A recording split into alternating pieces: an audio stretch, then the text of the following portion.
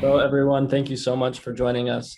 As Anu said, my name is Samuel. I'm a member of Stanford Base's studying science, technology, and society at Stanford University. Joining me today, we have Matthias Bievre, along with Soren Joregensen.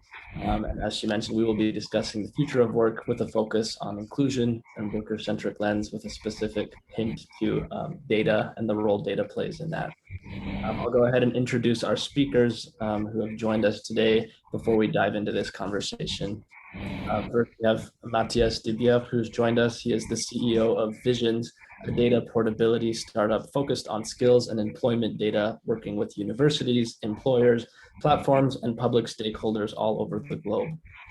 Matthias leads the Skills Alliance, organizing the skills data space with multiple stakeholders across Europe. He is regularly invited to Europe, the United States, and the Middle East as a speaker on data portability. Matthias is also a board member of Privacy Tech and a founding member of the Institute for Digital Fundamental Rights. Additionally, we have Soren Joregensen joining us, who is a research fellow at Stanford's Center for Human Rights and International Justice. Soren is working on ethics, law, and tech with a focus on how organizations may be ethically compliant in their dealings with tech and data. Soren has a background in diplomacy and working for Danish tech companies. For 4 years, Soren headed the Innovation Center in Palo Alto as CEO and Consul General of Denmark to Silicon Valley, working with tech innovation to support Danish startups, innovation, and research projects. We now have the opportunity to hear from both of our panelists individually. They've prepared some remarks to share about their background and their experience in this area, after which we will move forward to more of a discussion and take time for questions. So I'll first give the time over to Matthias to give us a little bit of background. Thank you very much, Samuel. Nice to see you again, Soren, and thank you, Radhika, for inviting me. I'm very happy to talk with all of you today. As Samuel was saying, we are working on how to empower people with their skills regarding their work and their studies. So what we are working on, and I am going to share my screen quite quickly. Sorry. Okay, here we go. What we are working on is what we call skills data ecosystems. And it is human-centric data ecosystems where the person will be able to access and really control their skills from the employers, from the universities, but also from a various from a various range of data sources and organizations. Because what we see regarding the future of work and regarding the challenges that we face today is that one person absolutely needs to be empowered with a holistic view of their skills. And their skills are not only what we get in formal education, but any kind of experience, professional, non-profit, sport, even personal experience says something about the person. And these informations are registered across various sets of organizations, and being able to empower people with their data will enable them to know themselves better and to be able to show what's truly unique about them where they're looking for a job or for a training, and not only show what's truly unique, but also decide what they want to bring to the world and how they want to interact with those organizations. And this is more and more needed because today, with, for instance, the automation of tasks or with even economical crisis, we see that lots of jobs either are going to be replaced or will die, and what is very standardized in skills, what is quite common, will no longer be that useful, but it's truly what is unique about a person that will be useful. And that can happen if you have such human-centric skills data ecosystems. And that enables not only the person, but also the organizations like the employers to recruit the right talent, upskill their existing workforce, and also find the right people and bring them what they need and what they want to accomplish in life, and as well as for training organizations, or skills providers, as we call them, or universities. It would allow to know better how to train people and what to train on them, and do some skills forecasting demand. And for all of those purposes, well, skills data ecosystems are needed, because no single organization has enough data to provide that to a person, or to do the skills forecasting and so on. So we are working on creating such ecosystems where the person can freely share his or her data between different sources.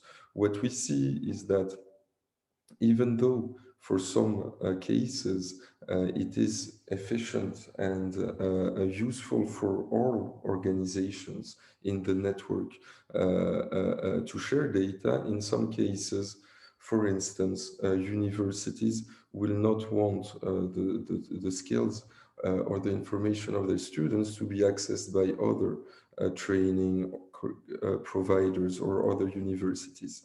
Employers will not want the skills of their employees to be accessed by other organizations. So in order to truly enable that, we need some form of new governance of personal data that really puts the decision and the power inside the hands of the individual, and where all organizations need to respect a certain number of rules on this data access. And one of the interesting things around this is something that has been started in Europe, that is called the Data Governance Act, and that creates a new set of rules that are data intermediaries, and that are there to empower people on their data, and that are able to interact with the services on behalf of citizens in a technological way, to request access to data and to allow people to easily share their data between all those services, and thus effectively building such data ecosystems. We are working on it at an infrastructure level with a lot of other also data intermediaries, and enabling a wide network of organizations to be interconnected, and people to be able to freely share their skills with their consent across those several organizations. And for skills, for instance, here is one ecosystem we are building in the north of France to help unemployed people get more knowledge about themselves, about what skills they have, about what opportunities are on the territory, and how they can interact with them, and put their skills in context with such local opportunities. So we can see here public-private organizations joining together in same data networks that are controlled by the person. But more generally, we are working with a lot of organizations, a lot in Europe, but also over the world, to start working on such standards, on the rules, the technical, the legal, the business, the UX rules of such new data services, of such new data ecosystems. And for instance, this is what brings us here today. We are working with Soren and with Radhika Shah, that is one of the co-conveners, on building a study group on the future of work, and to really think not only how can organizations benefit from this future of work, but also what in society needs to change for people and workers to be truly empowered and truly masters of their fate, thanks to, in some sense, also controlling their data and what is done with their data. So I'm very happy to have this discussion with all of you today, and to exchange on what this kind of new human-centric data ecosystem can bring to people and to the world. Thank you so much. And for those following along in the chat as well, we've included many of the many links to some of the resources, organizations, and projects that Matthias just mentioned. So feel free to check that out to get a little bit more context. Thank you, Matthias. We'll be going more deeper into many of those things later on in the panel. I'll give the time first over to Soren to share some of his expertise in his area as well. Sure. Thanks, Samuel, and thanks, Matthias, for your remarks, and thank you all for inviting to this important panel. It's an extremely important program that you've put together, and a vision that I really salute. I've listened in through the day, and I'm really excited and energized by the discussions that you've had through the program here. So congratulations on that. And just, you know, as others, I find this really a wonderful week to have the program. The day after the exciting Earth Day meeting yesterday, and just to echo what others have said, how wonderful it is that the US is back in the climate agreement, and wonderful to see that world leaders are actually competing almost in pledging reductions of CO2 emissions. Now we just all have to make sure that they and we actually deliver. We have a strong global commitment, and this has to be changed into action now. And then we have to remember that it's not all about climate. The world is facing a number of challenges: a global crisis of climate, yes, but also of poverty, disparity, health, and governance. And I think that the crisis of governance is also important to underline the way that democracy and human rights are actually challenged and at risk in so many ways. And with the UN SDGs, we have an agenda. We have an agenda to rally about. We have a roadmap, and we have a framework for collaboration and for tracking our progress, and that's extremely important. In my family, we always have 3 points to make, and my 3 points are innovation, trust, and education. And if you sort of want to skip it all, it's really all about learning and access to learning, because I think that's the important point. But many have pointed to innovation and AI and new technologies that will enable us. And the COVID pandemic has shown us the importance of health innovation, and we know that we need technology, and we need to use data more efficiently in order to manage hunger and energy and climate and all these. But I think an important point to make is that it's not just about innovation and innovating. It's really much, or very much, about implementation, about access, and about scale. So we need the innovation, but we also need to make sure that it's implemented and that it's scale, and that it becomes accessible to all parts of the world. And their learning, just to get back to that, is an extremely important point. So point number 2, trust. As others have said throughout the day, we need to improve trust in tech. If we are to harvest the potential of AI and algorithmic tools and the use of data, which we need, we also need to be able to trust tech. So we need a strong agenda for data ethics, and we need a strong agenda to support that. And again, that's really very much about learning.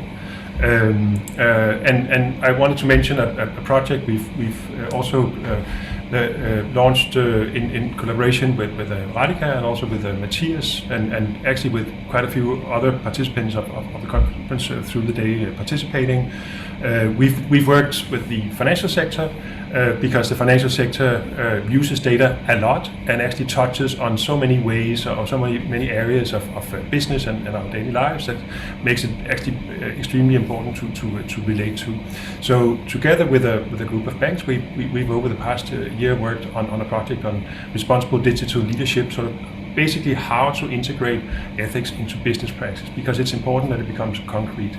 And the project that we've just launched builds on that and has a learning focus, because we plan to make what we call a library of dilemma, which is essentially a global risk scan of identifying some of the risks related to the use of artificial intelligence in the financial sector.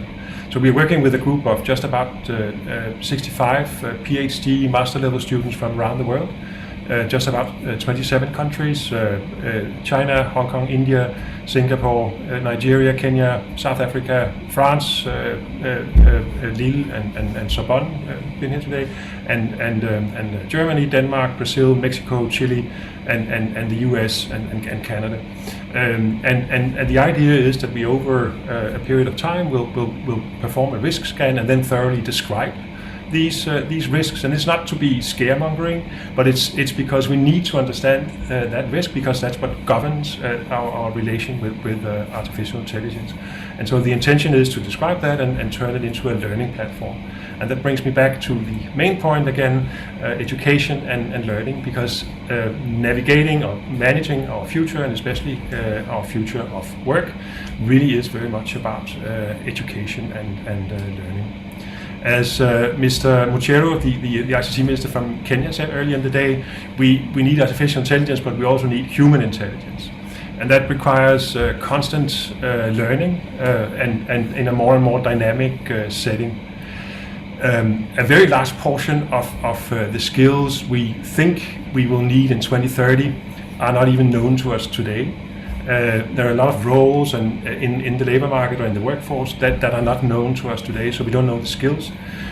We don't know which skills we'll need, and we can be pretty certain that the lifespan of skills, or the learning rhythm, is becoming dramatically shorter year by year as we approach 2030. So when we talk about the future of work and platforms and gig economy, it's about a number of issues related to labor market, to workforce, to company organization and ownership and all that. But it's also always very centrally about education and how we access knowledge and training, which is extremely difficult and becoming more and more difficult.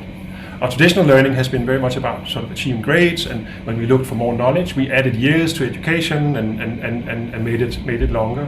That is probably not the answer in the future. We need new ways of learning, and we need new ways of accessing knowledge. They have to be adapted, and they have to be relevant throughout a work life, as reskilling or upskilling and as continuous learning.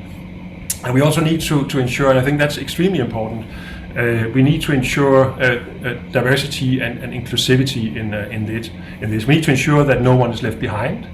And we need to cater also to sectorial and regional approaches. Many others have mentioned this, and I think that's really important today.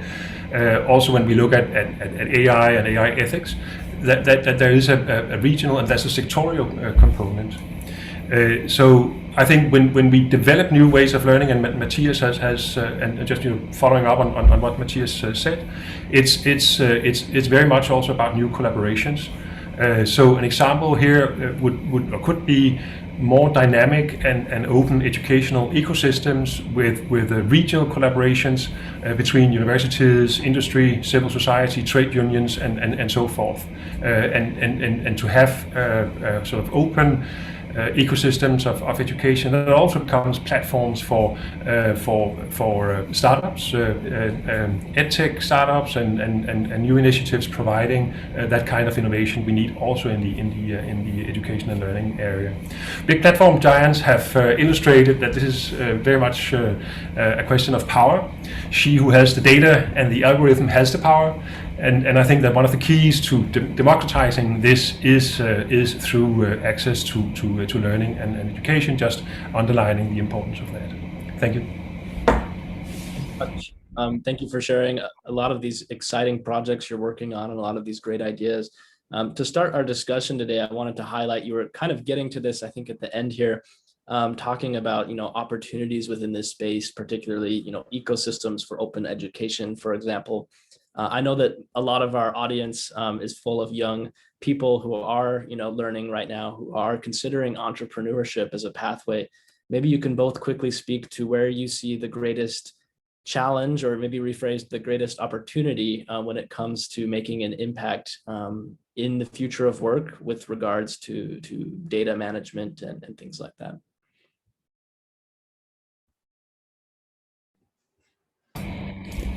Yes, I'll provide a quick answer. It's about, as Soren was concluded on it. It's about once we have a lot of data access, then a lot of great services can be built at different levels. First, to really, as I said, the more data we can have on a person, the more we can show them what's truly unique with them and have some kind of digital twin that allows people to be represented and also learn and know a lot about themselves. The other thing is that once this kind of data ecosystems exist, you can project, let's say, those digital twins uh, into perspective with the employer, with the workforce, and you'll be able to say, for instance, well, you know, you're talking your students, well, you can say, okay, if I go to that employer or to this employer or to this other employer, what are my prospects in, let's say, 5 years? And I can then see, well, in that employer I'll be able to progress much faster than in that other one, and those that have progressed have done this and that additional training, and so people are really much more empowered with information that today only organizations have, and only some organizations have, and with that can make much more precise and life-changing decisions about what they do and what they learn. And I think this empowerment is really could really drastically change how people learn and how people really create, in a sense, their destiny and what they want to do. So I think there's a lot of opportunities. But one first aspect is to make sure this data can be accessed and there are fair rules to access such data so that, well, all of you can build great services thanks to that data. And that's more of my entrepreneurial story, is to giving access to that data so that great services can be built for the individuals. Thank you very much. Soren, anything else to add? Well, I think so the data and exactly what Matthias and the new governance is bringing, and the entire governance and thereby the empowerment of the individual is extremely important. The only thing I might add to just on the thoughts from the sort of ecosystems of education is exactly the opportunity for partnerships and collaborations. Others have mentioned that also today, but the strength and the power of open collaborations and partnerships is really the opportunity that we need to explore. And I think for startups or for anyone considering doing startups, that's an enormous opportunity. That is the accessibility of many of those systems, and then basing on partnerships to ensure relevant dynamic solutions that also becomes inclusive and drives that kind of inclusivity we need. Thank you very much. And I think it goes without saying, we can all say, once we have access to the data, the potential is very great. And I think one area that a lot of us are interested in is inclusivity, as you mentioned, Soren, and branching out equality and opportunities to all. And we had an interesting question posed in the Q&A from Ian. And I'll read that now. I just pulled that up. As current jobs become obsolete through automation, the productivity benefits of automation are being unevenly distributed, contributing to existing wealth inequality. How can worker data be used to ensure that more people are included in these benefits so that inequality isn't exacerbated into the future? I don't know if that's over in your project, really, Matthias. But I mean, by giving us a better knowledge of and a more dynamic knowledge of the skills we need. I mean, there's in companies for HR, but also for universities, but also for all of us, an opportunity through data to get a better understanding or more acute understanding of skills that we need and how to manage that. And again, the issue becomes accessibility and of course processing of such data, but providing and ensuring accessibility, thereby providing empowerment to individuals. So yes, if I can provide one or two thoughts on this, I think that indeed there are some things that are considered like basic universal income and things like that. Those could be maybe a solution, but in my opinion, are not really exactly the best solution. It's to say, once you have indeed jobs being replaced, at that point, it means also, and everybody agrees on that, that new jobs will be created. And people that, in a sense, are being replaced have an opportunity, in a sense, to reskill themselves and find another job. So there are two things about that. The first one is, thanks to this kind of access to worker data, we can maybe better understand which person can do what new training and what new job.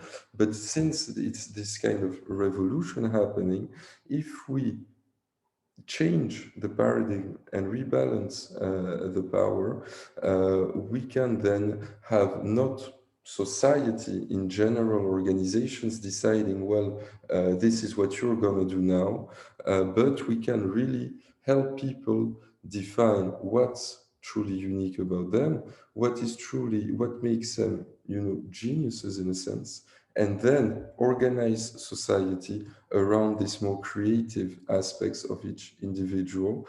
And then automation of tasks will become something that maybe frees a bit more individuals and allows them to concentrate on things that they want. But in order to achieve that, well, of course, there needs to be a lot of, let's say, fundamental changes in governance and in how society is organized today.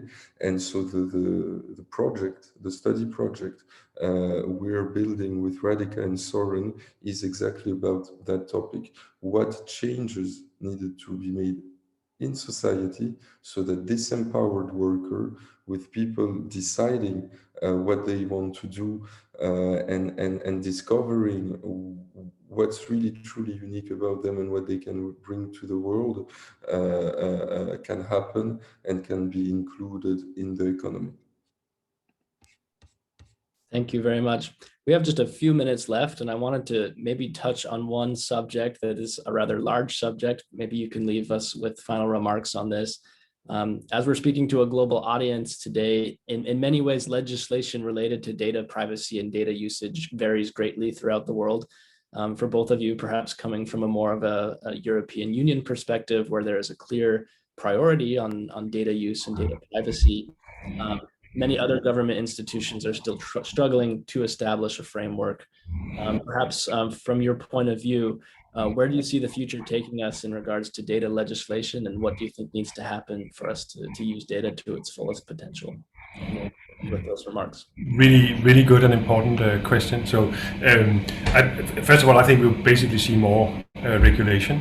I think across the globe, more and more governments are realizing that we need to sort of manage these issues, and we also need the kind of management that also includes regulation. We can't leave it to industry alone to do this. So a lot can be done in collaboration and so forth, and by voluntary agreements, but we'll definitely see more regulation across. And yes, Europe is leading the way there, but more and more we see it, and there are actually quite a few places in the world that are very active and very well ahead. So when we've been working with the financial sector, Singapore is a really good example of a place where they are very far in very advanced ways of managing this, both in relation to regulation, but also in relation to processes and standards for industry that are being spread or disseminated in the region generally.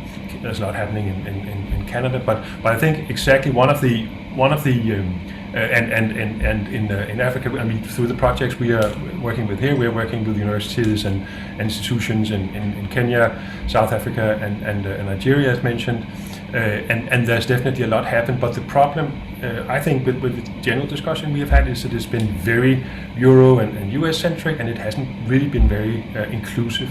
And it's dramatically important that we remedy that, because this is a global issue. And it relates also to possibilities for development and for possibilities to industry to develop across regions. So we need a global language, and we need global standards to this. So much, and unfortunately we'll have to end there for our segment or for our panel this evening. Thank you so much for joining us, and Matthias, thanks for joining us at such a late hour for you. We're very appreciative for your time. Thank you for inviting me. Have a great summit. Bye-bye. Thank you to our speakers Matthias and Soren, and our moderator Sam, for such a wonderful panel.